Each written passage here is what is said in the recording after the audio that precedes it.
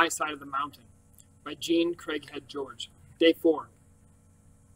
I would bake the acorns in the fire and grind them between stones. This was tedious work too, but now that I had a home and smoked venison and did not have to hunt food every minute, I could do things like make flour. I would simply add spring water to the flour and bake this on a piece of tin. When done, I had the best pancakes ever. They were flat and hard, like I imagined Indian bread to be. I liked them and would carry the leftovers in my pockets for lunch. One fine August day, I took Frightful to the meadow. I had been training her to the lure. That is, I now tied her meat on a piece of wood, covered with hide and feathers. I would throw it in the air, and she would swoop out of the sky and catch it. She was absolutely free during these maneuvers, and would fly high into the air and hover over me like a leaf. I made sure she was very hungry before I turned her loose. I wanted her back. After a few tries, she never missed the lure. Such marksmanship thrilled me. Bird and lure would drop to the earth. I would run over, grab her jesses, and we would sit on the big boulder in the meadow while she ate. Those were nice evenings. The finest was the night I wrote this. Frightful caught her first prey. She is now a trained falcon. It was only a sparrow, but we are on our way. It happened unexpectedly. Frightful was climbing into the sky, circling and waiting for the lure, when I stepped forward and scared a sparrow. The sparrow flew across the meadow. Out of the sky came a black streak. I've never seen anything drop so fast. With a great black watering of wings, Frightful broke her fall, and at the same time seized the sparrow. I took it away from her and gave her the lure. That sounds mean, but if she gets in the habit of eating what she catches, she will go wild. In which I find a real live man. One of the gasping joys of summer was my daily bath in the spring. It was cold water. I never stayed in long, but it woke me up and started me into the day with a vengeance. I would tether Frightful to a hemlock bough above me and splash her from time to time. She would suck in her chest, look startled, and then shake. While I bathed and washed, she preened. Huddled down in the water between the ferns and moss, I scrubbed myself with the bark of the slippery elm. It gets soapy when you rub it. The frogs would hop out and let me in, and the wood thrush would come to the edge of the pool to see what was happening. We were a gay gathering, me shouting, Frightful preening, the wood thrush cocking his pretty head. Occasionally the bear and weasel would pop up and glance furtively at us. He didn't care for water. How he stayed glossy and clean was a mystery to me, until he came to the boulder beside our bath pool one day, wet with the dew from the ferns. He licked himself until he was polished. One morning there was a rustle in the leaves above. Instantly Frightful had it located. I learned to look where Frightful looked when there was disturbances in the forest. She always saw life before I could focus my eyes. She was peering into the hemlock above us. Finally, I too saw it, a young raccoon. It was chittering, and now that all eyes were upon it, began coming down the tree. And so Frightful and I met Jesse Coon James, the bandit of the Gribley farm. He came headfirst down to our private bath, a scrabbly, skinny young raccoon. He must have been from a late litter, for he was not very big and certainly not very well fed. Whatever had been Jesse C. James' past, it was awful. Perhaps he was an orphan, perhaps he had been thrown out of his home by his mother, and his eyes were somewhat crossed and looked a little peculiar. In any event, he had come to us for help, I thought, and so Frightful and I led him home and fed him. In about a week he fattened up, his crumply hair smoothed out, and with a little ear-scratching and back-rubbing, Jesse C. James became a devoted friend. He also became useful. He slept somewhere in the dark tops of the hemlocks all day long, unless he saw us start for the stream. Then, tree by tree, limb by limb, Jesse followed us. At the stream, he was the most useful mussel digger that any boy could have. Jesse could find mussels where 3 men could not. He would start to eat them, and if he ate them, he got full and wouldn't dig anymore. So I took them away from him until he found me all I wanted. Then I let him have some. Mussels are good. Here are a few notes on how to fix them. Scrub mussels in spring water. Dump them into the boiling water with salt. Boil 5 minutes. Remove and cool in the juice. Take out meat. Eat by dipping in acorn paste flavored with the smudge of garlic and green apples. Frightful took care of the small game supply, and now that she was an expert hunter, we had rabbit stew, pheasant pot pie, and an occasional sparrow, which I generously gave to Frightful. As fast as we removed the rabbits and pheasants, new ones replaced them. Beverages during the hot summer became my chore, largely because no one else wanted them. I found some sassafras trees at the edge of the road one day, dug up a good supply of roots, peeled and dried them. Sassafras tea is about as good as anything you want to drink. Pennyroyal makes another good drink. I dried great bunches of this and hung them from the roof of the tree room together with the leaves of winterberry. All these fragrant plants I also used in cooking to give a new taste to some not-so-good foods. The room and the tree smelled of smoke and mint. It was the best-smelling tree in the Catskill Mountains. Life was leisurely. I was warm, well-fed. One day, while I was on a mountain, I returned home by way of the old farmhouse site to check the apple crop. There were summer apples, and were about ready to be picked. I had gathered a pouchful and had sat down under the tree to eat a few and think about how I would dry them for use in the winter when Frightful dug her talons into my shoulder so hard I winced. "Be gentle, bird," I said to her. I got her talons out and pulled her on a log, put her on a log, where I watched her with some alarm. She was as alert as a high-tension wire, her head cocked so that her ears, just membranes under her feathers, were pointed east. She evidently heard a sound that pained her. She opened her beak. Whatever it was, I could hear nothing, though I strained my ears, cupped them, and wished she would speak. Frightful was my ears as well as my eyes. She could hear things long before I. When she grew tense, I listened or looked. She was scared this time. She turned round and round on the log, looked up in the tree for a perch, lifted her wings to fly, and then stood still and listened. Then I heard it. A police siren sounded far down the road. The sound grew louder and louder, and I grew afraid. Then I said, "No, Frightful. If they're after me, there won't be a siren. They'll just slip up on me quietly." No sooner had I said this than the siren wound down and apparently stopped on the road at the foot of the mountain. I got up to run to my tree, but I had not gotten past the walnut before the patrol cars started up and screamed away. We started home, although it was not late in the afternoon. However, it was hot, and thunderheads were building up. I decided to take a swim in the spring and work on the moccasins I had cut out several days ago. With the squad car still on my mind, we slipped quietly into the hemlock forest. Once again, Frightful almost sent me through the crown of the forest by digging her talons into my shoulder. I looked at her. She was staring at our home. I looked too, then I stopped, for I could make out the form of a man stretched between the sleeping house and the store tree. Softly, tree by tree, Frightful and I approached him. The man was asleep.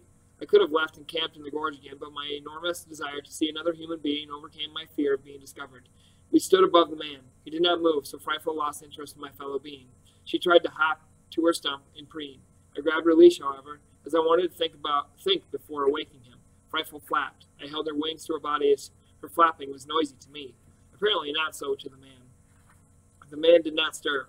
It was hard to realize that the rustle of a falcon's wings is not much of a noise to a man from the city, because by now one beat of her wings and I would awaken from a sound sleep as if a shot had gone off. The stranger slept on. I realized how long I'd been in the mountains. Right at that moment, as I looked at his unshaven face, his close-cropped hair, and his torn clothes, I thought of the police siren and put two and two together. An outlaw, I said to myself. Wow, I had to think of what to do with an outlaw before I awoke him. Would he be troublesome? Would he be mean? Should I go live in the gorge until he moved on?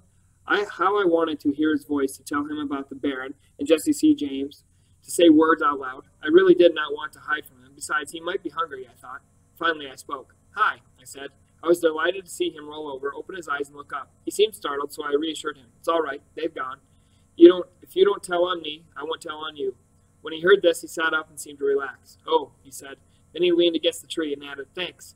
He evidently was thinking this over, for he propped his head on his elbow and studied me closely. "You're a sight for sore eyes," he said, and smiled. He had a nice smile. In fact, he looked nice, and not like an outlaw at all.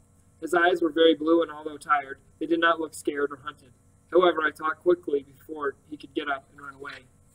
"I don't know anything about you, and I don't want to. You don't know anything about me and don't want to. But you may stay here if you like. No one is going to find you here. Would you like some supper?" It was still early, but he looked hungry. "Do you have some?" "Yes." "Venison?" "Venison or rabbit?" "Well, venison?" His eyebrows puckered in question marks. I went to work. He arose, turned around and around, and looked at his surroundings. He whistled softly when I kindled a spark with the flint and steel. I was now quite quick at this, and had a tidy fire blazing in a few minutes. I was so used to myself doing this that it had not occurred to me that it would be interesting to a stranger. "Des dames de dia," he said. I judged this to be some underworld phrase. At this moment, Frightful, who had been sitting quietly on her stump, began to preen.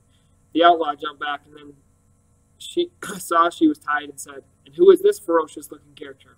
"That is Frightful. Don't be afraid. She's quite wonderful and gentle. She would be glad to catch you a rabbit for supper if you would prefer that to venison." "Am I dreaming?" said the man. "I go to sleep by a campfire that looked like it was built by a Boy Scout, and I awakened in the middle of the 18th century. I crawled into the store tree to get the smoked venison and some cattail tubers. When I came out again, he was speechless. "My storehouse," I explained. "I see," he answered. From that moment on, he did not talk much. He just watched me. I was so busy cooking the best meal that I could possibly get together that I didn't say much either. Later, I wrote down that menu, as it was excellent. Brown puffballs and deer fat with a little wild garlic. Fill pot with water, put venison in, boil. Wrap tubers in leaves and stick in coals. cut up apples, and boil and can with dogtooth violet bulbs, raspberries to finish the meal.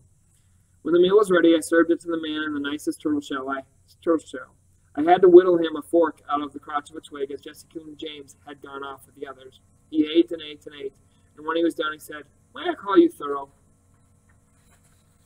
"That will do nicely," I said. Then I paused, just to let him know that I knew a little bit about him, too. I smiled and said, "I will call you Bando." His eyebrows went up, he cocked his head, shrugged his shoulders, and answered, "That's close enough." With this, he sat and thought. I felt I had offended him, so I spoke. "I will be glad to help. I will teach you how to live off the land. It is very easy. No one need find you." His eyebrows gathered together again. This was characteristic of Bando when he was concerned, and so I was sorry I had mentioned his past. After all, outlaw or no outlaw, he was an adult, and I still felt unsure of myself around adults. I changed the subject. Let's get some sleep," I said. "Where do you sleep?" he asked. All this time sitting and talking with me, he had not seen the entrance to my tree. I was pleased. Then I beckoned, walked a few feet to the left, pushed back the deer-hide door, and showed Bando my secret. "Thorough," he said, "you are quite wonderful." He went in. I lit the turtle candle for him. He explored, tried the bed, came out and shook his head until I thought it would roll off. He didn't say much more that night. I let him sleep on my bed. His feet hung off, but he was comfortable, he said. I stretched out by the fire. The ground was dry, the night warm, and I could sleep on anything now. I got up early and had breakfast ready when Bando came stumbling out of the tree. We ate crayfish, and really honestly seemed to like them. It takes a little time to acquire a taste for wild food, so Bando surprised me the way he liked the menu. Of course, he was hungry, and that helped. That day, we didn't talk much. Just went over the mountain collecting foods. I wanted to dig up the tubers of the Solomon seal from a big garden of them on the other side of the gorge. We fished, we swam a little, and I told him I hoped to make a raft pretty soon, so I could float into deeper water and perhaps catch bigger fish. When Bando heard this, he took my axe and immediately began to cut young trees for this purpose. I watched him and said, "You must have lived on a farm or something." At that moment, a bird sang. "The wood pewee," said Bando, stopping his work. He stepped into the woods, seeking it. Now I was astonished. "How would you know about a wood pewee in your business?" I grew bold enough to ask. "And just what do you think my business is?" he said, as I followed him. "Well, you're not a minister." "Right. And you're not a doctor or a lawyer." "Correct. You're not a businessman or a sailor." "No, I'm not." "Nor do you dig ditches." "I do not." "Well, guess." Suddenly I wanted to know for sure, so I said it. "You are a murderer, or a thief, or a racketeer, and you're hiding out." Bando stopped looking for the pewee. He turned and stared at me. At first I was frightened. A bandit might do anything. But he wasn't mad. He was laughing. He had a good, deep laugh, and it kept coming out of him. I smiled and grinned and laughed with him. "What's funny, Bando?" "I like that," he finally said. "I like that a lot." The tickle deep inside him kept him chuckling. I had no more to say, so I ground my heel in the dirt while I waited for him to get over the fun and explain it all to me. "Thorough, my friend, I'm just a college English teacher lost in the Catskills. I came out to hike around the woods, got completely lost yesterday, found your fire, and fell asleep beside it. I was hoping the scoutmaster and his troop would be back for supper and help me home." "Oh, no," my comment. Then I laughed. "You see, Bando, before I found you, I heard squad cars screaming up the road. Occasionally, you read about bandits that hide out in the forest, and I was just so sure that you were someone they were looking for." We gave up the pewee and went back to the raft making, talking very fast now and laughing a lot. He was fun. Then something sad occurred to me. "Well, if you're not a bandit, you will have to go home very soon, and there's no point in teaching you how to live on fish and bark and plants." "I can stay a little while," he said. "This is summer vacation. I must admit I had not planned to eat crayfish on my vacation, but I am rather getting to like it." "Maybe I can stay until your school opens?" he went on. "That's after Labor Day, isn't it?" I was very still, thinking how to answer that. Bando sensed this. Then he turned to me with a big grin. "You really mean you are going to try to winter it out here?" "I think I can." "Well," he sat down, rubbed his forehead in his hands, and looked at me. "Thorough, I have led a varied life. Dishwasher, sax player, teacher. To me, it has been an interesting life. Just now, it seems very dull."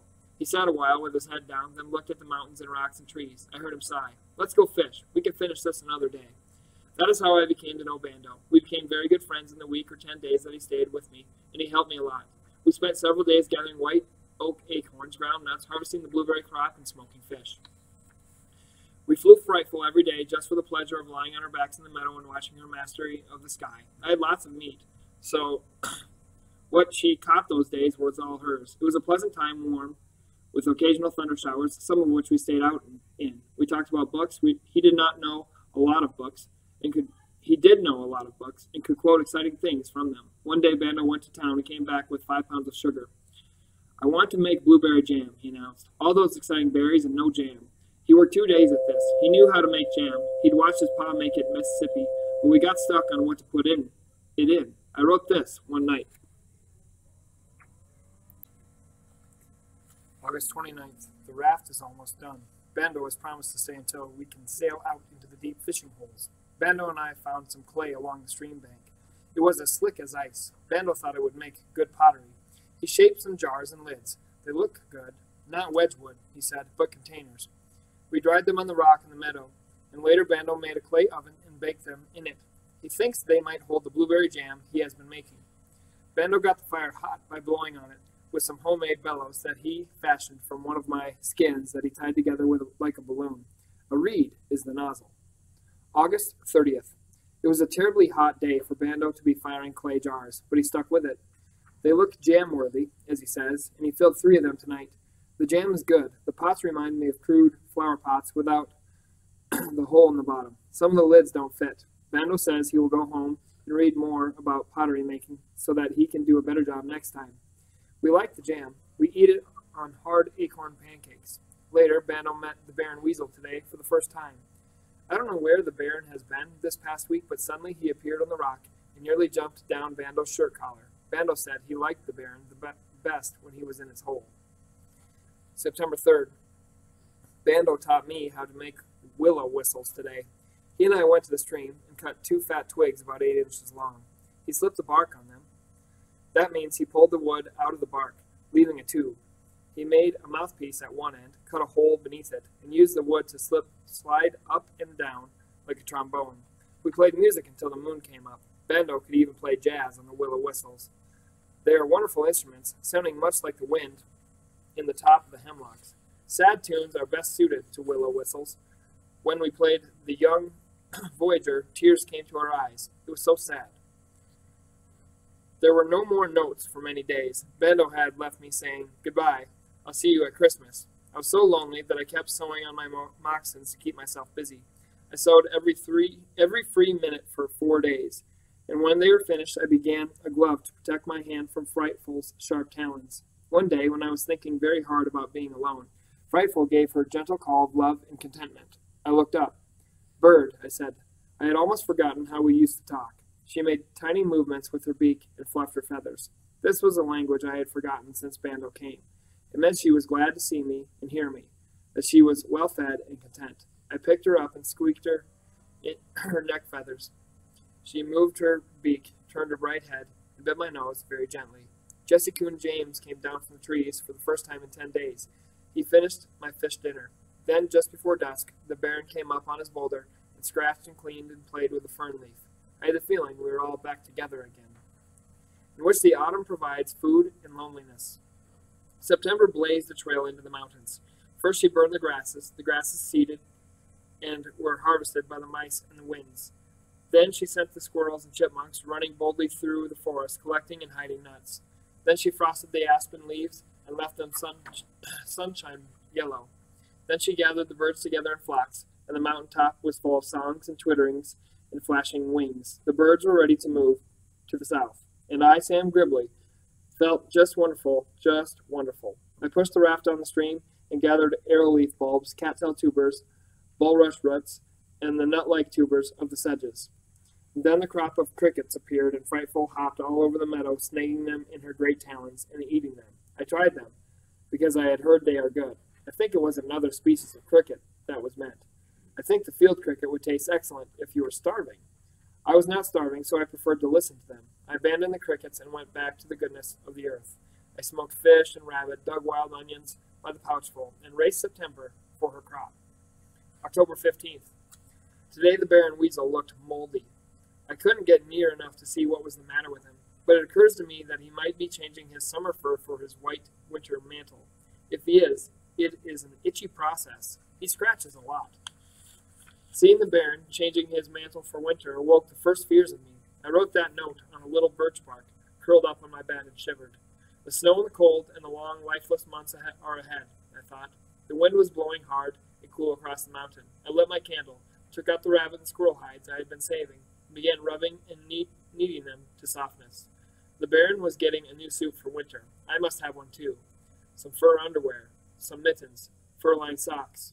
Frightful, who was sitting on the foot post of the bed, yawned, fluffed, and thrust her head into the slate gray feathers of her back. She slept. I worked for several hours.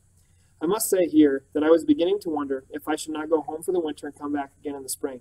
Everything in the forest was getting prepared for the harsh months. Jesse Coon James was as fat as a barrel. He came down the tree slowly, his fat falling in a roll over his shoulders. The squirrels were working and storing food. They were building leaf nests. The skunks had burrows and plunged themselves in at dawn with bunches of leaves. No draught could reach them. As I thought of the skunks and all the animals preparing themselves against the winter, I realized suddenly that my tree would be as cold as the air if I did not somehow find a way to heat it. Notes. Today I rafted down into the deep pools of the creek to fish. It was a lazy sort of autumn day. The sky clear, the leaves beginning to brighten, the air warm. I stretched out on my back because the fish weren't biting, and hummed. My line jerked and I sat up to pull, but was too late. However, I was not too late to notice that I had drifted into the bank, the very bank where Bando had dug the clay for the jam pots. At that moment I knew what I was going to do. I was going to build a fireplace of clay, even fashion a little chimney of clay. It would be small, but enough to warm the tree during the long winter.